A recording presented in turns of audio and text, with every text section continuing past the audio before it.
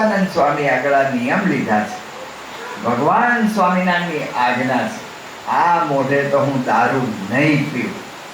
જામ સાહેબ ખુશ થઈ ગયા, તલવાર ફેંકી દીધી, ભેટી પડ્યા અને એમના વખાણ કર્યા. આ કરવું પડે. ગણપતિ બાપાનો ઉત્સવ ઉજવવો હોય તો પહેલી મારી ફરજ છે આજ્ઞામાં બરાબર રહેવું જોઈએ. જેમ હમણાં પૂજ્ય આનંદ સ્વરૂપ સ્વામીએ ગુરુ પૂનમે આપણને વાત કરી હતી, લેફ્ટનન્ટ કર્નલ મનીષભાઈ મોદી ધર્મશાલામાં અત્યારે ત્યાં છે. અને ધર્મશાલા એટલે ભારતનું હિમાચલ પ્રદેશનું બોર્ડરનું ગામ છે. જ્યારે ચાઇનાએ તિબેટને પચાવી પાડ્યું એ વખતે તિબેટથી દલાઈ લામા વગેરે બધા ભાગ્યા અને પોતે રક્ષણ મેળવવા માટે ચાલતા ચાલતા ભારતમાં આવ્યા, ત્યાં ધર્મશાલામાં આવ્યા. અને અત્યારે ધર્મશાલામાં દલાઈ લામાનો આશ્રમ છે. તો કહેવાનું શું છે કે કેટલું અડીને હશે, 35-40 કિલોમીટર જ બોર્ડર છે ચાઇના. ત્યાં પોતે લેફ્ટનન્ટ કર્નલ છે, આપણા લેફ્ટનન્ટ કર્નલ એ ત્યાં આવી રીતે રહે છે. અને ત્યાં રહીને આ બધું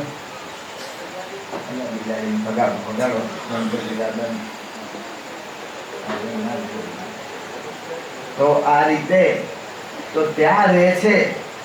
હવે ત્યાં એ પોતે જ્યારે કર્નલ નહોતા થયા ત્યારની વાત આપણે કરવાની છે કે ભગવાનની આજ્ઞા કઈ રીતે પાળવી જોઈએ, ગણપતિ દાદાના રાજીપો કેવી રીતે લેવો જોઈએ. એ લેફ્ટનન્ટ કર્નલનું ત્યાં પોતે ત્યારે તો સૈનિક હતા અને સારી પોસ્ટ હતી. એના કમાન્ડર એણે કહ્યું કે મનીષ, તું જે રીતે આ દેશ સેવા કરે છે ને કાર્ય બજાવે છે, એટલે તને કર્નલની પદવી અમે આપીએ છીએ. એના માટે પાર્ટીનું આયોજન થશે, તું પાર્ટીમાં આવી જશે.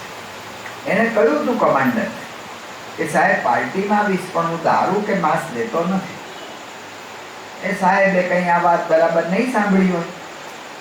ત્યાં ગયા મનીષભાઈ, આ લોકોનું ત્યાંનું વર્ષોની પ્રણાલિકા એવી કેવી પ્રણાલિકા કે જેને કોઈને ઉપરી પદ આપવામાં આવે એને ઓલો સિક્કો પહેરાવવામાં આવે.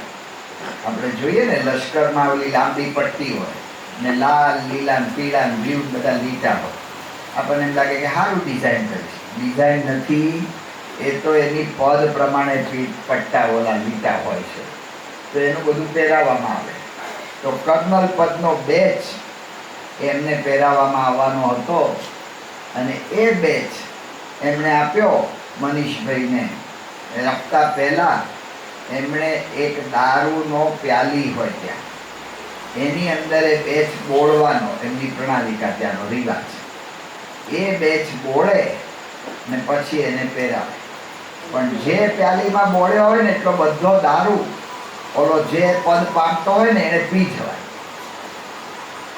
મનીષભાઈએ કહ્યું કે હું છે ને આ દારૂમાં તમે આ બેચ બોળશો નહીં, મારે નહીં.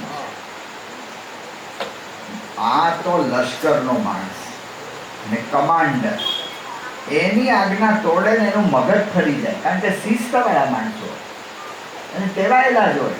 આપણે જોઈએ છે left right, left right, left right. તે હું લેફ્ટ રાઈટ કે લેફ્ટ બોલે એટલે ડાબો પગ ઊંચો કરવાનો, રાઈટ બોલે એટલે જમણો પગ ઊંચો કરવાનો. એટલે ભાઈ મને કસરત કરાવવા માટે તમે આ કરો છો, તમારે જે બોલવું એ બોલો, મારે જે પગ ઊંચો કરવો એ કરીશ. એમાં મારે પણ એમ ના ચાલે. ત્યાં તો નિયમ એટલે નિયમ, કે એટલે કરવાનું. ડાબો બોલે એટલે ડાબો જ ઊંચો કરવાનો, જમણો બોલે એટલે જમણો. કમાન્ડરનું મગજ થઈ ગયું તો એને કાબુમાં રાખ્યું. ચાલ મનીષ, તું દારૂ ના પીએ તો આ એક ચમચી હું આ પ્યાલીમાં બોલું છું, એ ચમચી તારો જે પાણીનો ગ્લાસ છે એમાં બોલ, એટલું પી જા. ચમચી તો શું, એક ટીપા જેટલું પણ એ દારૂ મને નહીં ચાલે. અને કર્નલનો પિત્તો પડ્યો. અરે કમાન્ડરનો, તને કર્નલ પદ નહીં આપવામાં આવે. જેવી આપની ઈચ્છા. હું તો દેશની સેવા કરવા માંગુ છું. મારે દેશની સેવા કરવી છે.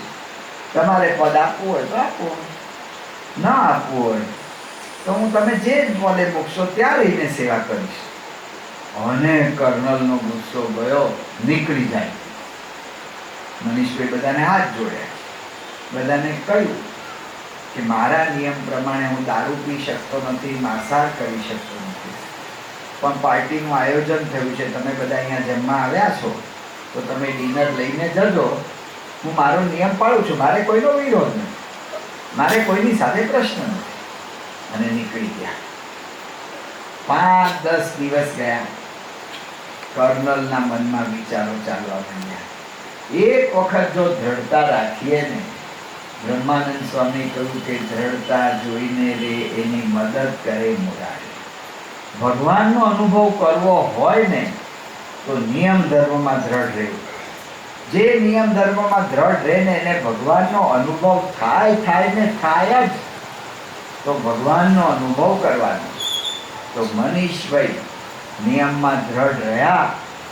કર્નલનું મન બદલાયું. ફોન કર્યો 5 દિવસ પછી, મનીષ, મને લાગે છે કે મારે તને કર્નલ પદ આપવું જોઈએ, પણ હું મારા રીતિ રિવાજમાં પ્રણાલિકામાં હું દ્રઢ છું. મને એમ થયું કે હું દ્રઢ છું એમ તું તારા નિયમમાં દ્રઢ છે, પણ તને કર્નલ પદ આપવામાં આવે છે, એનો બેચ ઓફિસમાં આવીને લઈ જજે. અમે કોઈ તને પહેરાવશું નહીં, કારણ કે અમારાથી તો દારૂમાં બોળીને જ પહેરાવાય, એટલે અમે નહીં પહેરાવીએ, પણ તારે જેની આગળ પહેરવો હોય એમ પહેર લેજે, કાંઈ વાંધો નહીં. મનીષભાઈ ગયા, એ બેચ લીધો. ધર્મશાળામાં અત્યારે રહે છે. ઠાકોરજીનું ઘરની અંદર મંદિર સરસ છે. ઠાકોરજીના મંદિરે આગળ ભગવાનનો પ્રસાદીનો બેચ કરાવ્યો. બીજું કોઈ પહેરાવનાર હતું નહીં. એમના પત્નીને કહ્યું તમે જ પહેરાવી દો, અને એમણે બેચ પહેરાવ્યો. આનું નામ ગણપતિની પૂજા યથાર્થ થઈ. આ ગણપતિ આજ્ઞા પ્રમાણે ગણપતિ દાદા કે માથું જવા દેવું હોય તો જવા દેજો, પણ આજ્ઞામાં વર્તજો. આ ગણપતિજીની પૂજા. ગણપતિ બાપા આપણને કેવું સ્વરૂપ ધારણ કર્યું છે, આપણને સમજાવે છે કે કાન મોટા રાખો, આંખો ઝીણી રાખો, બુદ્ધિ મોટી રાખો, પેટ મોટું રાખો. એમના સ્વરૂપના એક અંગ પર વિચાર કરીએ ને તો આપણને ખ્યાલ આવે કે બધામાંથી શીખવા મળે. ગણપતિ બાપા પહેલી વાત કરે છે, કાન મોટા રાખો, બધાનું સાંભળતા શીખો. તમારું જ સાંભળીને તમારી રીતે જ વર્તવાનું નહીં. બધા કહેતા હોય, તો ખાલી હું ઘરની વાત કરું, ઘરની અંદર પણ બધાનું સાંભળતા શીખો. જેટલું વધારે સંભળાશે એટલું જ વધારે સમજાશે. આ દુનિયા એવી છે, એની અંદર સાંભળવું બહુ જ જરૂરી છે, કારણ કે હામાના નામા હોય છે. આપણે ઘરમાં પૂછીએ કે ફરવા જવું છે, અને રસોડામાંથી જવાબ આવે કાંઈ જવું નથી, અત્યાર સુધી ક્યાં લઈ ગયા છો? એનો અર્થ શું થાય છે? કે જવું છે પણ હારે હારે ફરિયાદ થાય છે કે અત્યાર સુધી લઈ ગયા નથી. એટલે સાંભળતા શીખવું પડે.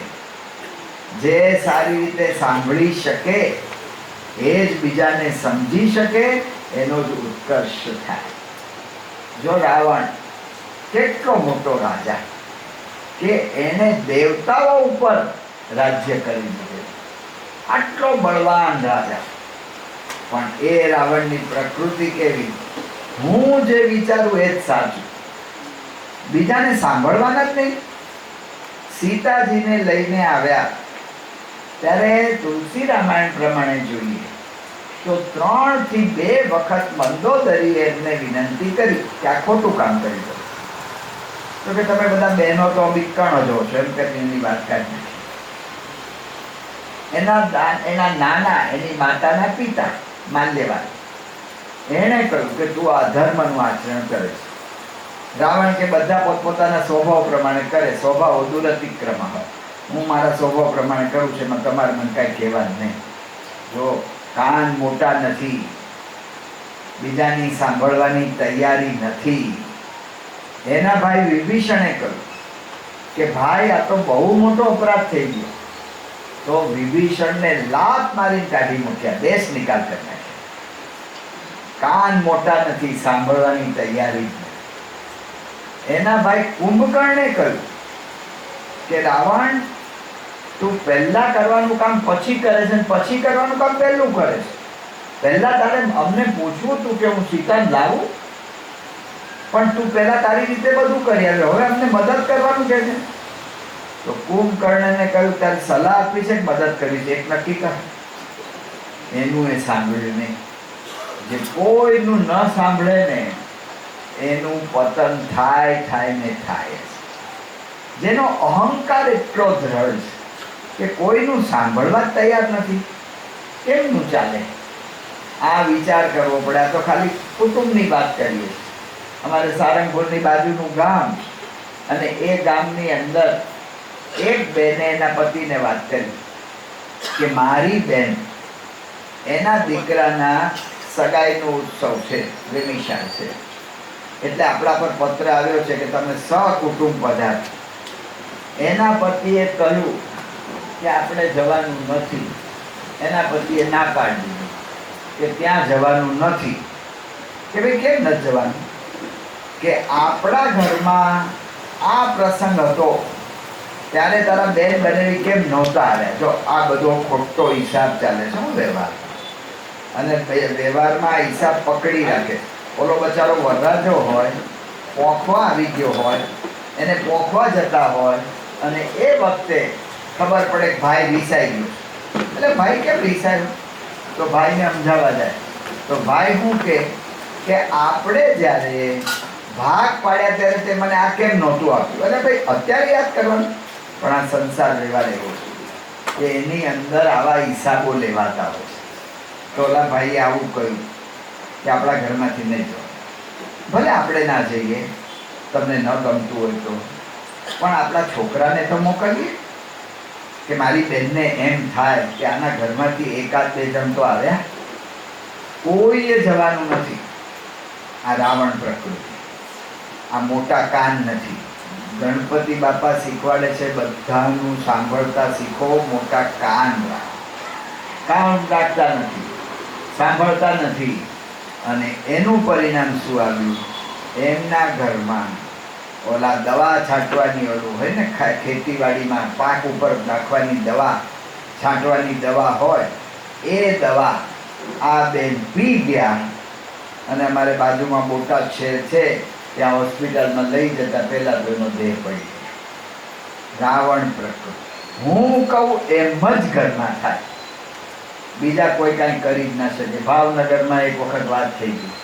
એ ગરીબ વખતે પોતાનો પ્રસંગ કરેલો કે મારો સ્વભાવ કેવો હતો કે ઘરમાં આવું ને, ઘરમાં બધા છોકરા દિવાલે ચોંટી જાય, કહેતા કે ગભરાય કે આની સામે એક બોલશું ને તો બાપુ આપણને મારી જ નાખશે, આપણને ધીરેડી દેશે, તો કોઈ બોલી ના શકે.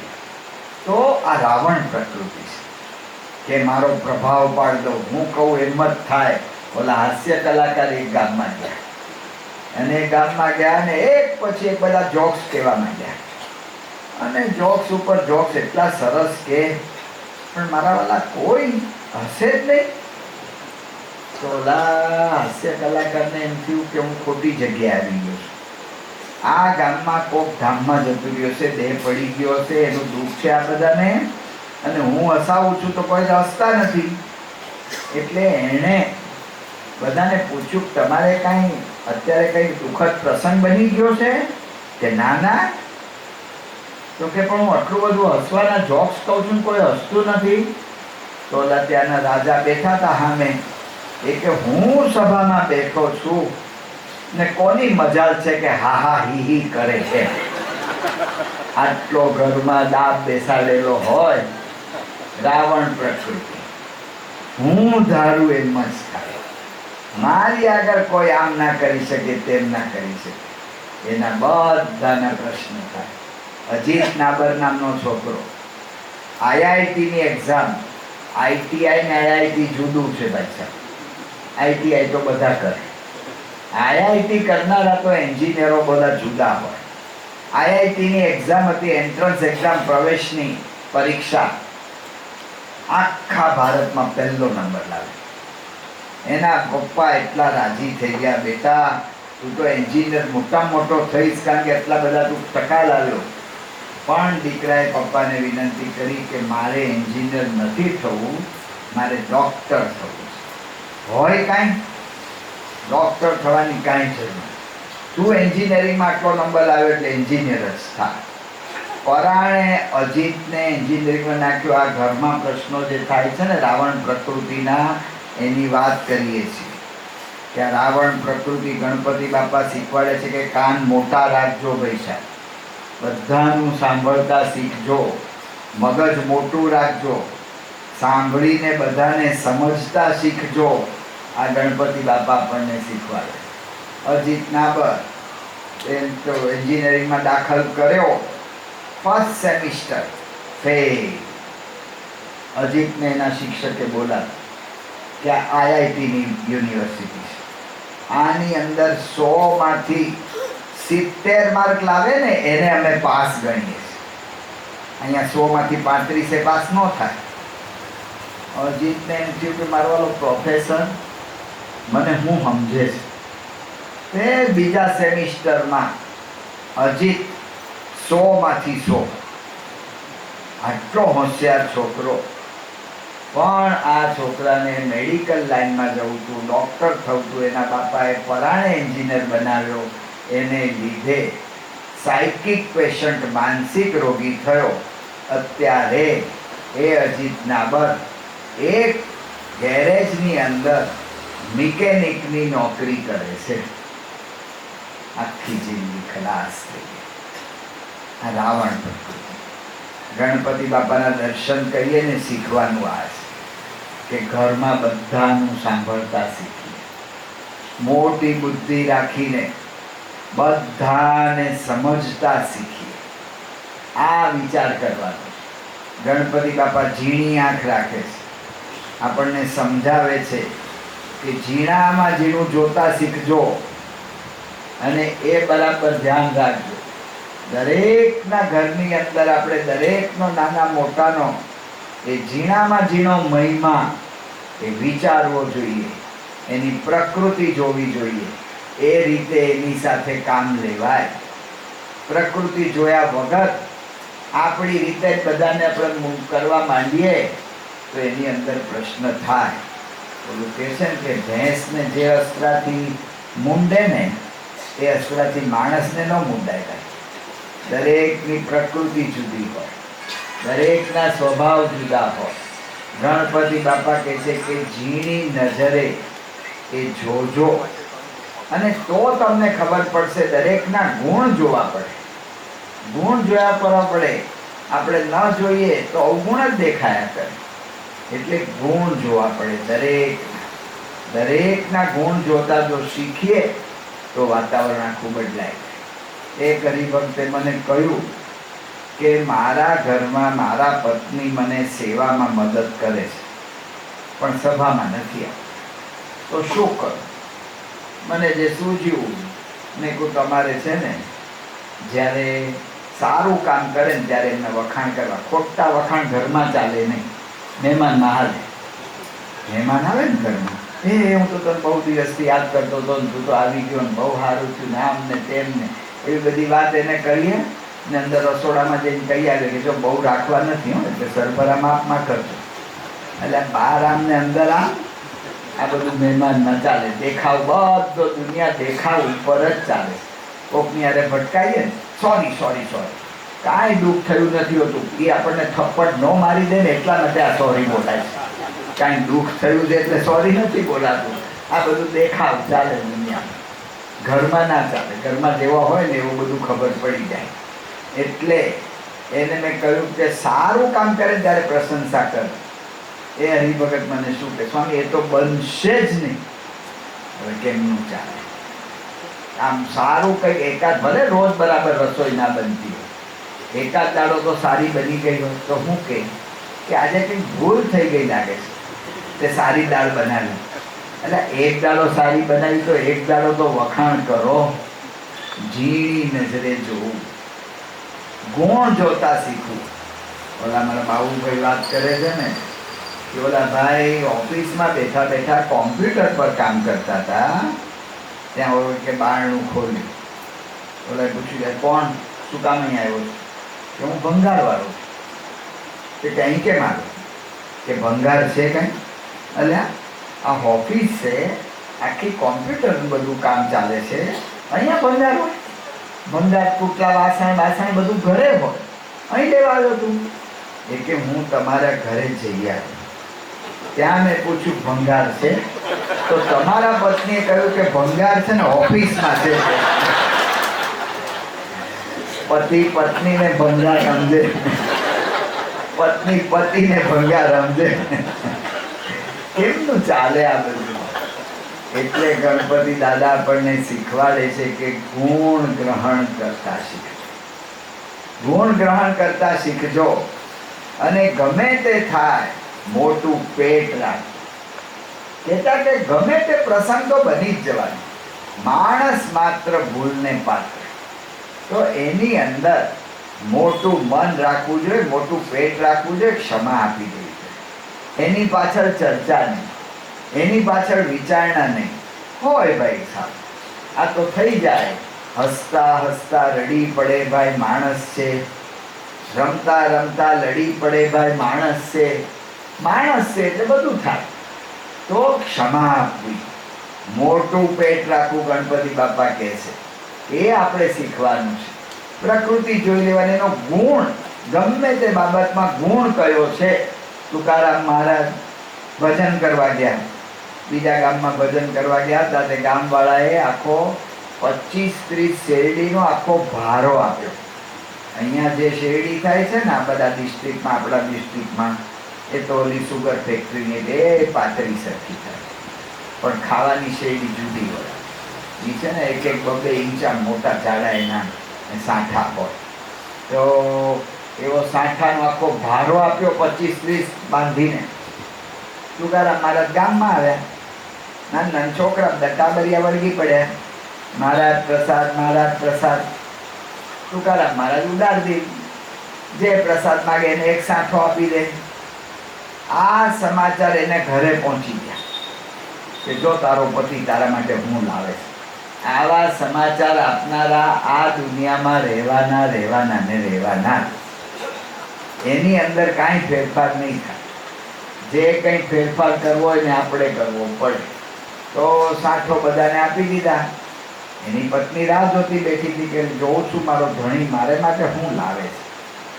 એટલે એ તો બેઠી હતી. અને તુકારામ મહારાજ ઘરે આવ્યા, એક સાંઠો વધ્યો, એક સાંઠો. તુકારામ મહારાજ એની પત્ની કહ્યું પ્રસાદ લેવા, એક સાંઠો વધ્યો છે. એની પત્ની એટલી ગુસ્સે થઈ ગઈ, તમને આખો શેરડીનો ભારો આપ્યો, 25-30 શેરડી, અને મારા માટે એક જ શેરડી લાવ્યા. અને ગુસ્સે થઈને શેરડીનો સાંઠો તુકારામને બરડે ફટકાર્યો, 2 ભાગ થઈ ગયા.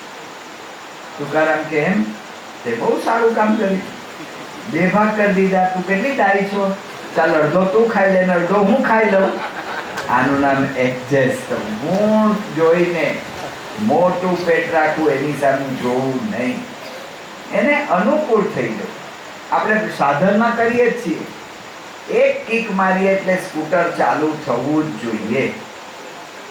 પણ આપણે જાણીએ છીએ કે મારું ઓલું સ્કૂટર 5-6 મહિના 8 મહિના થાય ને પછી એને 4-5 કિક મારવી પડે, તો એને ચલાવી લઈએ, એની ભૂલ ચલાવી લઈએ, અને આપણે 5 કિક મારીને ચલાવીએ છીએ.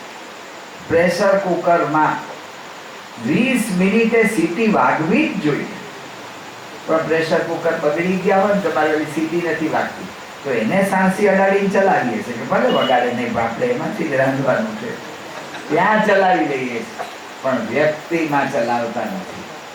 ગણપતિ બાપા કે છે મોટું મન રાખવું, શાસ્ત્રીજી મહારાજની જેમ શાસ્ત્રીજી મહારાજના વખતમાં એક હરિભગત, એ હરિભગત પોતે આ રીતે આવ્યા સાસીમાર પાસે. એક ભાઈ આવ્યા હતા પૈસાદાર હરિભક્ત, એની સાસીમાર પાસે એક ગરીબ ભાઈ આવ્યા હશે કંઈ, બહુ રડ્યા અને બહુ પ્રાર્થના કરી, સ્વામી આટલા પૈસા મને મળે તો આમ થઈ જાય ને તેમ થઈ જાય, ને તો હું મરી જઈશ. મારા વાળા જેટલા માણસો માગવા આવે ને એ વખતે એટલું રડે ને એટલી કાકલુદી રજૂ કરે ને એટલા ઢીલા પડી જાય ને એટલા વચન આપે ને કે આપણને એમ થાય કે આને મદદ નહીં કરીએ તો મરી જશે બચારો. દયા આવી જાય આપણને, ને વચન આપે છે એટલે આપણને વિશ્વાસ આવી જાય. તો શાસ્ત્રી મહારાજને દયા આવી તો એક હરિભગત આવ્યા હતા, પૈસાવાળા હતા, એને કહ્યું કે આને બચારાને તકલીફ છે, થોડી મદદ કરો. મદદ કરી. ને આપણે જાણીએ છીએ જેને જેને આપણે મદદ કરી હોય એ મારા વાલા પછી આપણને મળવા તો ન આવે પણ ફોનના નંબરે બદલી નાખે અને એની રીતે જ બધું કરે આવી રીતે. તો એવું ઓલા હરિભાઈએ કર્યું હશે, હરિભગતને જે કંઈ વચન આપ્યું હશે કે 1 મહિના 2 મહિના પૈસા આપી દઈશ, ના આપ્યા. એમાં ઓલા હરિભગતનું મગજ કર્યું કે આ શાસ્ત્રી મહારાજે કહ્યું ને એટલે જ મારા પૈસા ગયા, અને એમાં એને તમો ગુણ વ્યાપી છે. શાસ્ત્રીજી મહારાજ માટે અભાવ આવી છે. ધપ ધપ કરતા અમદાવાદમાં આંબલીવાળી પોળમાં શાસ્ત્રી મહારાજ બિરાજમાન હતા, ત્યાં આવ્યા હરિભગત, અને આવીને શાસ્ત્રી મહારાજને જે બોલ્યા, તમે સાધુ બાવાઓ વ્યવહારમાં ના સમજો, હુકામ વ્યવહારમાં પડતા હશો, ભજન કરો ને આમ ને તેમ ને એટલું બધું બોલ્યા. શાસ્ત્રી મહારાજ હાથમાં માળા લઈને બેસી, સ્વામિનારાયણ સ્વામિનારાયણ સ્વામિનારાયણ આ માળા ફેરવ્યા છે. ઓલાએ ગુસ્સો ઠાલવીને ધબધબ કરતા જતા રહ્યા. સાંજ પડી, હરિભગત હતા ને એટલે અંતરદ્રષ્ટિ થઈ. મેં આ શું કર્યું? ગુરુને ગાળો આપી, ગુરુનું અપમાન કર્યું. અને દોડતા આવે આંબલીવાળી પોળ, સ્વામીને દંડવત કર્યા. શાસ્ત્રીજી મહારાજ, મારી ભૂલ થઈ ગઈ, મને માફ કરો. શાસ્ત્રીજી મહારાજે કહ્યું, તમે પહેલા સત્સંગમાં આવતા હતા ત્યારે તમારા પર જેવો ભાવ હતો એવો જ ભાવ અત્યારે મને છે.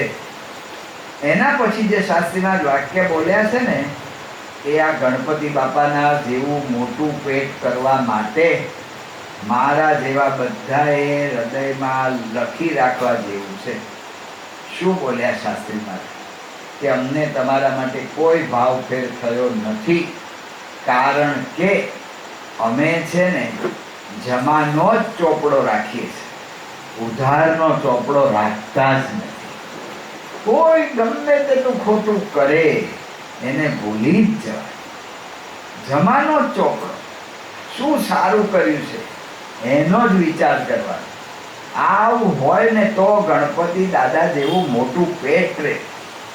એક હરિભક્ત પૂજ્ય ડૉક્ટર સ્વામી સાથે અમેરિકામાં વિચરણ કરતા હતા, પ્લેનમાં સંતો સાથે બેઠા. હરિભગતને પૂછ્યું કે તમે તમારા ઘરમાં કેવો સત્સંગ? તમારે સંતોએ ઘરની બધી શું વિચાર કરવાના? અને પૈસા તમારા ઘરમાં સત્સંગ હોય તો તમને સુખ આવે એટલા માટે પૂછીએ છીએ. તે પછી એને વાત કરી કે મારે સંતાનમાં એક દીકરી છે, દીકરી સત્સંગમાં આવે છે, એ જાણે જે કરતી હોય. એટલે કેમ આવું? એ કે છેલ્લા 2 વર્ષથી મારી દીકરી સાથે હું એક શબ્દ બોલ્યો નથી. કેમ? કે મારું માન્યું નહીં એટલે મેં બસ નક્કી કરી નાખ્યું. જો આ રાવણ પ્રકૃતિ, હું ધારું એમ જ થાય. મેં કહ્યું ને એને કેમ મારું માન્યું નહીં, હું એની હારે વાત ના કરું. સંતોએ કહ્યું કે પ્રમુખ સ્વામી મહારાજે કહ્યું કે પરિવારમાં એકતા રાખવા માટે સત્સંગ, ઘર સભા, એકબીજાને સમજવાની કોશિશ કરે, ને ત્રીજું મોટું મન રાખે, ગણપતિ દાદાની જેમ મોટું પેટ રાખે. સ્વામી કહે છે કોશિશ કરે, પ્રયત્ન તો કરો. બહુ સમજાવ્યું એને. બેઠું, પ્લેન એરપોર્ટ પર ઉતર્યું અને એરોડ્રમમાંથી જ એમણે એમની દીકરીને ફોન કર્યો અને ફોન કરીને કહ્યું કે બેટા, છેલ્લા 2 વર્ષથી હું તારી સાથે એક પણ શબ્દ બોલ્યો નથી. તો મને માફ કરજે. બે જ શબ્દ, માફ કરજે. મોટું મન રાખે, મોટું પેટ રાખે, એ આ છે. બે જ શબ્દ, માફ કરજે.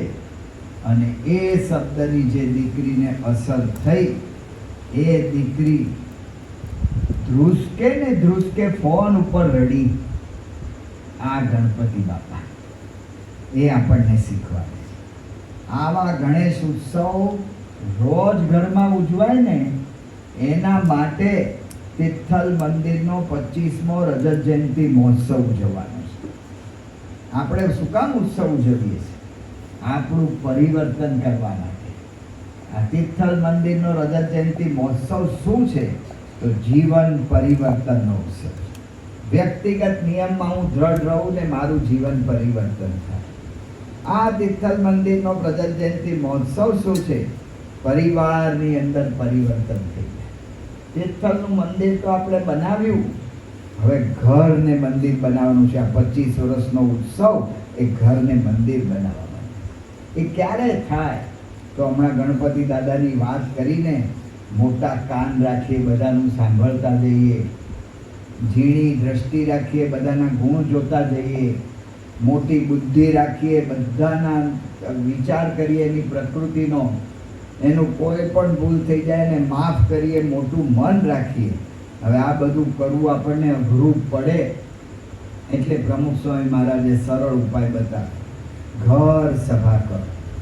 આ એક જ કરીએ ને, ગણપતિ બાપાના બધા ગુણ અંદર આવી જશે, બધા આવી જાય.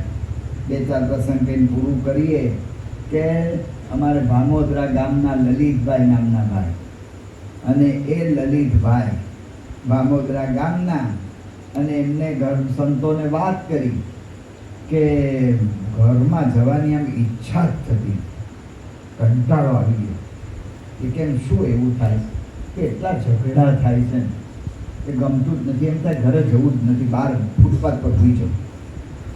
એટલે આટલું બધું કેટલા માણસો છો ઘરમાં તો ઝઘડા થાય? કે 3 જ માણસ, અને ઝઘડામાં હું તો બહાર જ છું. ઝઘડા તો 2 જણના જ થાય છે, મારી પત્ની ને મારી બા. કે તમે સમજાવતા નથી? કે મેં બાને વાત કરી કે બા એના ઘરના બધા રીત રિવાજ કહેતા કે એના ઘરમાં રાંધવાની, ખાવાની, પીવાની, કપડાં ધોવાની, વાસણ ધોવાની બધી રીત જુદી હોય, આપણા ઘરની જુદી રીત હોય. હવે હમણાં નવા આવ્યા છે તો આપણા ઘરની રીત પ્રમાણે ના કરી શકે, તો તમારે બહુ ટકટક ના કરો. તમે થોડું મોટું મન રાખો કે જે કરે છે બરાબર છે.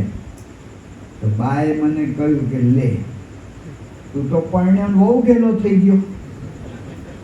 મેં મારી પત્નીને કહ્યું કે આ બા છે, એની ઉંમર થઈ ગઈ છે, હવે બાએ કંઈ પાકા ગળે કાંઠા ચડે નહીં, હવે કંઈ એનો સ્વભાવ બદલાય નહીં. એ થોડું ઘણું કંઈક કહી જાય ને તો તમારે થોડું સહન કરવું. તમારે આવી રીતે એની પાછળ બહુ લગાડવું નહીં, તમારે મોટું મન રાખવું. તો મારી પત્ની મને કે લે, મને આવી ખબર નહીં કે તમે આવા માવડિયા હશો, નહીતર હું લગ્ન કરવા પહેલા વિચાર કરત કે સ્વામી હું તો વગર દાબેલી થઈ ગયો છું, કે મારી આ પરિસ્થિતિ છે, મારે શું કરવું? સંતોએ કહ્યું ઘર સભા કરો. ઘર સભા શું છે? 2-5 મિનિટ ધૂન, જો કીર્તન આવડતું હોય તો ગાવ, નહીં તો ના આવડતું હોય તો પછી ધાર્મિક ગ્રંથનું વાંચો. ભગવાન સ્વામિનારાયણના અનુયાયી હો તો ગુરુ મહારાજથી લઈને બધા જ ગુરુઓના જીવન ચરિત્રો છે, એનું વાંચન કરો. ભગવાન રામચંદ્રજીના અનુયાયી હો તો રામાયણ વાંચો. ભગવાન શ્રી કૃષ્ણ ભગવાનના અનુયાયી હો તો શ્રીમદ ભાગવત વાંચો. પણ ધાર્મિક ગ્રંથનું વાંચન કરો. અને એ રીતે આ ઘર સભા, તો આપણે વાત કરી લલિતભાઈ ઘરે આવી કે બધા સભ્યોએ બેસવાનું ને આ ઘર સભા કરવાની છે. બીજું કોઈ તૈયાર કરનાર હોતું નહીં, પોતે જ બેસી ગયા, ધૂન કરવા માંડ્યા. એની બા આવીને બેસી ગયા, એની પત્નીએ જો ઓલી બેઠી છે, આપણે નથી જવું, એની પત્ની ના ગયા. ઘરમાં 3 જ જણ, ઘર સભા 2 થી જ થાય. બીજે દાડે એના પત્ની, એને વાસણ ઉટકવાનું કામ એ વહેલું કરી નાખ્યું, અથવા એને કહ્યું કે પછી કરશું, એમ કરીને આવીને બેસી ગયા. એની બાએ જોયું, આ બેઠી છે, આપણે નથી જવું. ઘરમાં 3 વ્યક્તિ, ઘર સભા 2 જણથી જ થાય. 5 દિવસ, 15 દિવસ, 20 દિવસ, પણ 2 જ વ્યક્તિ. પણ ગુરુના વચનમાં છે ને, શ્રદ્ધા રાખીને બનવું પડે, વિશ્વાસ હોવો જોઈએ. વિશ્વાસો ગુરુ વાક્યેશુ. મહિનો ગયો, લલિતભાઈ કે ગમે તે હોય, પ્રમુખ સ્વામી મહારાજે કહ્યું છે ને કે ઘર સભાથી શાંતિ થાય. મહંત સ્વામી મહારાજ કહે છે ને કે પ્રમુખ સ્વામી મહારાજે ઉપાય બતાવ્યો છે, એના જેવો બીજો કોઈ ઉપાય નહીં. તો મારે કરવી જ છે. પકડી રાખી વિશ્વાસો ગુરુ વાક્યેશુ.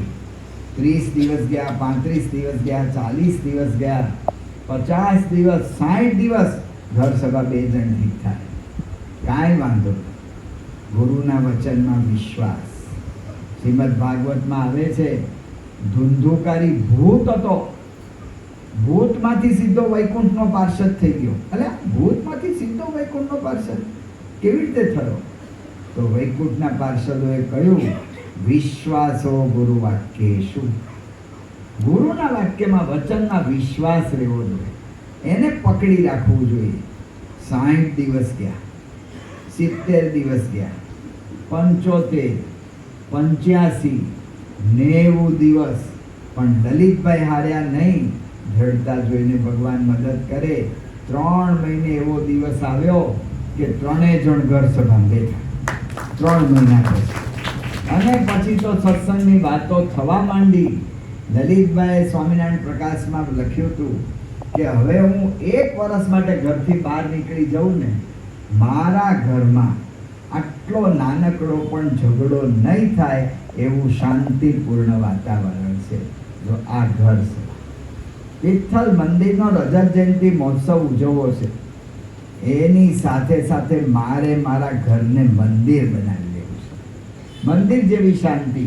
ડીવાય પાટીલ સ્ટેડિયમ મુંબઈમાં પ્રમુખ સ્વામી મહારાજનો શતાબ્દી મહોત્સવ ઉજવાયો, અને એની અંદર ત્યાં કનુજી ઠાકોર, એમણે ત્યાં વાત કરી હતી પોતાની જાહેરમાં.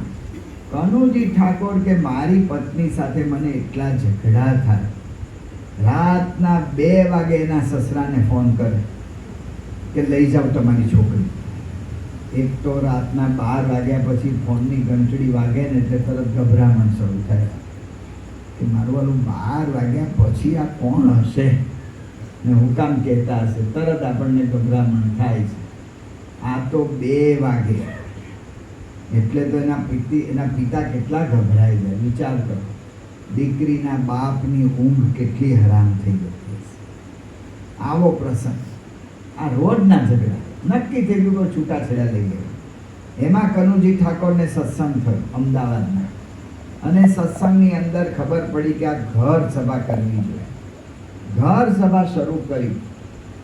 હજારો માણસો વચ્ચે કનુજી ત્યાં બોલ્યા હતા કે મારો જિદ્દી સ્વભાવ ધીમે ધીમે શાંત થતો ગયો, અને મારા ઘરનું વાતાવરણ આ ઘર સભાથી મંદિર જેવું શાંતિપૂર્ણ થઈ ગયું છે. આ થઈ શકે છે. ઘર સભા ગમે એવું હોય તો ગણપતિ દાદાને પધરાવ્યા. આ ગણેશ ઉત્સવ આપણે જો માણવો હોય આપણા જીવનમાં, તો એના માટે 2 વાત. એક તો નિયમ ધર્મોમાં પાક્કા રહેવું, ને એના માટે યોગીજી મહારાજે આપણને આપી છે રવિ સભા. યોગી મહારાજે કહ્યું 25,000નો નફો જતો કરીને પણ રવિવારની સભામાં જવું. કેમ? કારણ કે અહીંયા મન શાંત થાય છે. 25,000ના નફાથી જે નથી થતું ને એ ફાયદો અહીંયા થાય છે, અહીં થઈ શકે છે. અમેરિકાના બિલ ગેટ્સ, બહુ મોટા ધનાઢ્ય માણસ, 1 સેકન્ડના 4,675 કે એટલા કંઈક ડોલર કમાય છે. મારું ગણિત સારું નથી એટલે હું 675ને કાઢી નાખું. 1 સેકન્ડના $4,000. મિનિટ નથી બોલતો, સેકન્ડ. 1 સેકન્ડના $4000. $1 ભાવ અત્યારે 80 રૂપિયા છે. એનો અર્થ શું થયો? 1 સેકન્ડના 3,20,000. મારું ઓલું તિથલ જેવા જેટલા મંદિર બાંધો એટલા બાંધો, ચિંતા જ નહીં. 1 સેકન્ડની એટલી કમાણી. આ માણસ કેટલો સુખીઓ દેખાય. એ માણસે આ કોરોના કાળમાં એના પત્ની સાથે છૂટાછેડા લીધા. લગ્નના 27 વર્ષે બે છૂટા પડ્યા. એ વખતે એના સંતાનોએ ઓલા ફોન ઉપર ટ્વીટ કર્યું હતું કે અમારા ઘરનું વાતાવરણ છેલ્લા ઘણા સમયથી ટેન્શનવાળું જ હતું. અલ્યા 3,20,000 1 સેકન્ડના કમાય તોય ટેન્શન આવતું હોય તો એ 3,20,000 ને શું કરવાના? શું કરવા? મનની શાંતિ હોવી જોઈએ. એટલે યોગીજી મહારાજે કહ્યું છે કે રવિ સભા તો એક તો જો તિથલ મંદિરનો રજત જયંતિ મહોત્સવ મારે મારા જીવનમાં ઉજવવો હોય તો નિયમિત રવિ સભા. અને બીજું, મારે જો મારા ઘરને તિથલ મંદિરની જેમ પવિત્ર શાંત એવું વાતાવરણ કરવું હોય તો ઘર સભા. આ ઘર સભા એવો ઉપાય છે ને, દેખાશે નહીં, આપણને કંઈ ખબર નહીં પડે. એ કરે ને એને જ ખબર પડશે, અનુભવશે એને ખબર પડે, વિચાર કરવાને એને ખબર ના પડે. એક વાત કરીને પૂરું કરીએ. જૂના જમાનાની વાત. અમારે કાઠિયાવાડમાં નાના નાના રાજાઓ, કોઈક 2 ગામના રાજા, કોઈક 5 ગામના, કોઈક 3 ગામના, કોઈક 4 ગામના, એવા બધા નાના નાના રજવાડા. એમાં 1-2 ગામના રાજા હતા, પણ સ્ટેટ કહેવાય. અમારે દરેક સ્ટેટ, નાના નાના સ્ટેટ, બધા સ્ટેટ કહેવાય. લાખિયાણી સ્ટેટ, એવું બધું સ્ટેટ કહેવાય. તો એ નાના રાજા. હવે એના ગામમાં એક વૈદ રહે, અને આ વૈદને કાંઈ વૈદકનું બહુ આવડે નહીં, પણ બાપ દાદાના ઘરમાંથી વૈદકનું કામ ચાલતું એટલે શીખી ગયેલો. એક વસ્તુ આવડે, કોઈ પણ માણસ આવે ને કે મારે આ રોગ છે, તેને હરડે આપે. હરડે કેવી દવા છે કે એક વખત તમે લો એક પડીકી, એટલે 5-6 વખત તમારે સંડાસ જવાનું થાય, પેટ સાફ થઈ જાય, એટલે જે બધો કચરો હોય દૂર થઈ જાય, એટલે રોગ જતો રહે. આયુર્વેદનો સિદ્ધાંત. પણ મારો વાલો વૈદ ફાંકાબાજ હતો, એ બહુ બડા સાંખ્યા કરે પોતાને, અને વાક્ય બોલ્યા કરે. મારી પાસે કોઈ પણ દર્દ લાવો, એની દવા મારી પાસે. મારી પાસે કોઈ પણ પ્રશ્ન લાવો, મારી પાસે બધી જ દવા છે. ફાંકા માર્યા કરે. હવે એમાં એવું થયું કે રાજા ને રાણી એ બેને કંઈક અંદર ઝઘડા થયા. રાણીએ બોલા લઈ લીધા અને રાણીવાસમાં જતા રહ્યા. હવે રાજાએ પ્રયત્ન બહુ કર્યો એને બોલાવવાનો, સમજાવવાનો, પણ ઓલા તો માને જ નહીં. રાજા બચારા મૂંઝાઈ ગયા કે શું કરું. એમાં એને વૈદ યાદ આવ્યું કે વૈદ એવું કહે છે કે કોઈ પણ પ્રશ્ન મારી પાસે લાવો, એની દવા મારી પાસે છે. કે વૈદને બોલાયા કે વૈદ, અમારે બેના ઝઘડા થયા છે, એમાં કાંઈ દવા છે તારી પાસે? કે છે ને. કે કઈ? કે હરડે. એટલે અમારા પતિ પત્ની ઝઘડામાં હરડે? હા કે છે હરડે. 3 પડીકી આપી રાજાને. 1 પડીકીમાં 6 વાર માણા જાય. 3 પડીકી 18-20 વખત જડાવ્યા. પગ ઢીલા પડી ગયા. રાજા ઘરમાં હુઈ ગયા. રાજ દરબારમાં મીટિંગ હતી કે રાજા સાહેબ કેમ નથી આવ્યા? કે ભાઈ હવે તો આજે આવી શકે એવું નથી, માંદા પડ્યા છે. એટલે બધા મંત્રી બધા મળવા આવ્યા રાજાને. ગામમાં ખબર પડી, મોટા માણસ માંદા પડે એટલે આખું ગામ આવે. એ બધા એમના 2-3 ગામ હતા, બધા લોકો આવવા માંડ્યા. રાણી જરૂખામ બેઠા જોયા કરે કે મારા વાલા આટલા બધા માણા આ રાજાભાઈ જાય છે કેમ? તે રાજાનો સેવક હતો, એને બોલાવ્યો. એ મારા વાલા બોલવામાં હોશિયાર, તે એને બોલાવ્યો. એને પૂછ્યું કે શું થયું છે? કે જો રાજા સાહેબ બીમાર પડી ગયા, હાલતા ચાલતા નથી, બોલતા નથી. અને ઢીલા પડી ગયા છે, પગ પગ ઠંડા થઈ ગયા છે, હું થાય કાંઈ ખબર પડતી નથી. રાણીને થયું કે આ રાજા જશે જ, આ રાજાનો દેહ પડી જશે અને મારે આખી જિંદગી અફસોસ રહેશે કે હું એની સાથે એકે વાક્ય ના બોલી છેલ્લી અવસ્થામાં. એટલે રાણી તો તરત દોડ્યા અને ગયા અને જઈને રાજાના પગ દબાવવા માંડ્યા. રાજાએ આંખો ખોલી એટલે ભાઈ શું છે? રાજાએ આંખો ખોલી, એને જોયું કે રાણી આવ્યા છે. રાજા રાજી થઈ ગયા. રાણી કે હો તમારે કંઈ જોઈતું કરતો હોય કહેજો કે છે. રાજા કે આટલું જ જોઈતું હતું, તમે આવ્યા એટલું જ જોઈતું હતું.